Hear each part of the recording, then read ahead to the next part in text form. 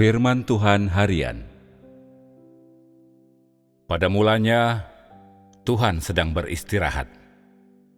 Tidak ada manusia atau apapun di bumi pada waktu itu. Dan Tuhan belum melakukan pekerjaan apapun. Tuhan hanya mulai melakukan pekerjaan pengelolaannya begitu umat manusia ada dan begitu umat manusia telah dirusak. Mulai dari saat inilah, Tuhan tidak lagi beristirahat, melainkan mulai menyibukkan dirinya di antara umat manusia. Oleh karena kerusakan manusialah, Tuhan direnggut dari istirahatnya, dan juga karena pemberontakan si penghulu malaikatlah, Tuhan direnggut dari istirahatnya. Jika Tuhan tidak mengalahkan iblis dan menyelamatkan umat manusia yang telah dirusak, Tuhan tidak akan pernah dapat masuk kembali ke tempat perhentian. Sama seperti manusia tidak memiliki tempat perhentian, demikian pula Tuhan. Ketika Tuhan sekali lagi masuk ke tempat perhentian, manusia pun akan masuk ke tempat perhentian. Kehidupan di tempat perhentian adalah kehidupan tanpa peperangan, tanpa kenajisan, tanpa ketidakbenaran yang bercokol. Ini berarti kehidupan tanpa adanya godaan iblis, tanpa kenajisan iblis, dan tanpa masuknya serangan kekuatan apapun yang bertentangan dengan Tuhan. Segala sesuatu mengikuti jenisnya masing-masing dan menyembah Tuhan atas ciptaan. Surga dan bumi sepenuhnya tenang. Inilah kehidupan tenang umat manusia. Ketika Tuhan memasuki tempat perhentian, tidak akan ada ketidakbenaran yang akan terus bercokol di bumi, dan tidak akan ada serangan masuk kekuatan musuh apapun. Seluruh manusia pun akan masuk ke alam yang baru.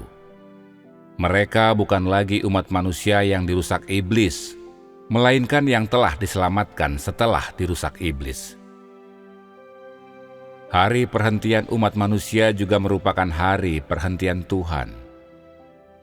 Tuhan kehilangan istirahatnya karena ketidakmampuan manusia untuk masuk ke dalam tempat perhentian, bukan karena ia pada mulanya tidak mampu beristirahat. Masuk ke tempat perhentian bukan berarti segala sesuatu akan berhenti bergerak, bukan berarti segala sesuatu berhenti berkembang, dan bukan berarti Tuhan berhenti bekerja atau manusia berhenti hidup. Tanda dari masuk ke tempat perhentian adalah sebagai berikut. Iblis telah dihancurkan. Orang-orang jahat yang bergabung dengan iblis dalam kejahatannya telah dihukum dan disapu bersih. Semua kekuatan yang berseteru dengan Tuhan tidak ada lagi. Tuhan masuk ke tempat perhentian, artinya ia tidak lagi melakukan pekerjaannya untuk menyelamatkan manusia. Umat manusia masuk ke tempat perhentian, artinya seluruh manusia akan hidup dalam terang Tuhan dan berkat-berkat-Nya. Tidak akan ada kerusakan yang disebabkan si iblis dan tidak akan ada ketidakbenaran. Seluruh manusia akan hidup dengan normal di bumi, dan mereka akan hidup di bawah pemeliharaan Tuhan.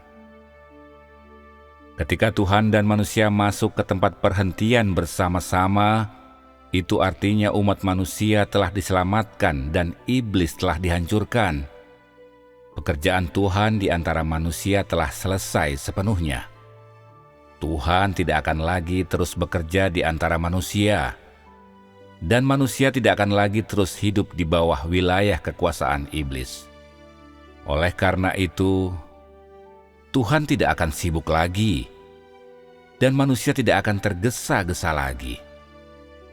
Tuhan dan manusia akan masuk ke tempat perhentian bersama-sama.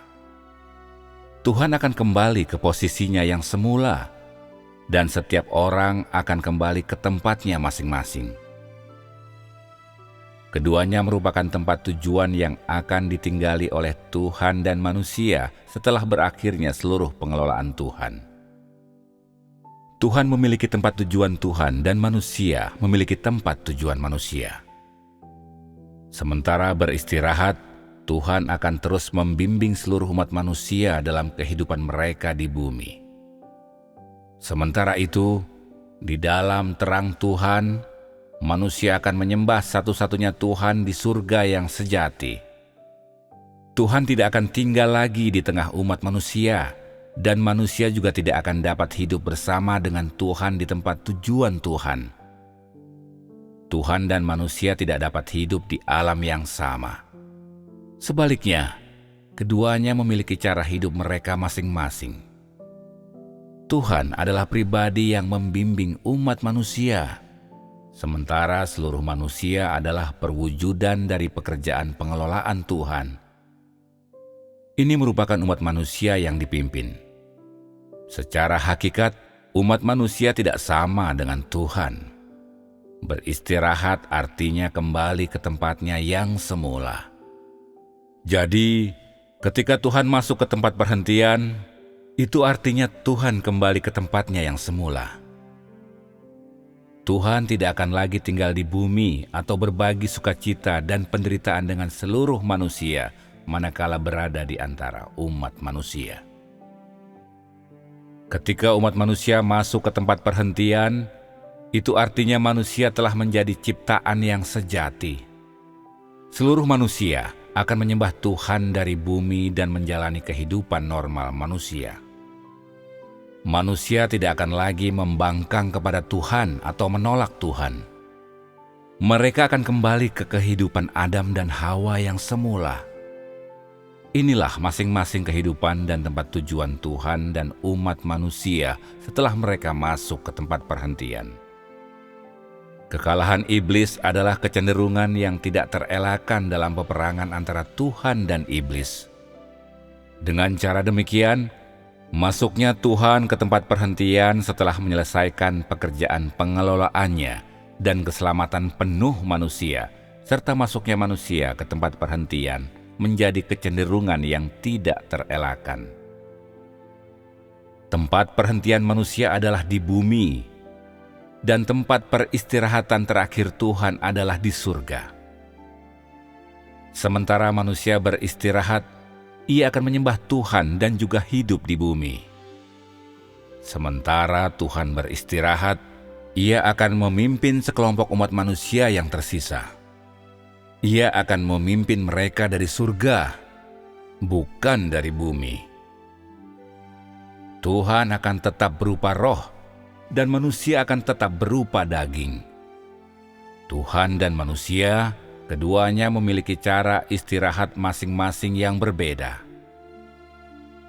Sementara Tuhan beristirahat, Ia akan datang dan menampakkan diri di antara manusia. Sementara manusia beristirahat, ia akan dipimpin oleh Tuhan untuk mengunjungi surga dan juga menikmati kehidupan di surga. Setelah Tuhan dan manusia masuk ke tempat perhentian, iblis tidak akan ada lagi, dan sebagaimana iblis, orang-orang jahat pun tidak akan ada lagi. Sebelum Tuhan dan manusia masuk ke tempat perhentian, individu-individu jahat di muka bumi yang pernah menganiaya Tuhan serta musuh-musuh yang tidak taat kepadanya di bumi sudah dihancurkan. Mereka akan dihancurkan oleh bencana-bencana besar yang terjadi pada akhir zaman. Setelah orang-orang jahat sepenuhnya dihancurkan, bumi tidak akan pernah lagi mengenal godaan iblis. Seluruh manusia akan memperoleh keselamatan sempurna, dan baru setelah itulah pekerjaan Tuhan berakhir sepenuhnya. Inilah prasyarat bagi Tuhan dan manusia untuk masuk ke tempat perhentian.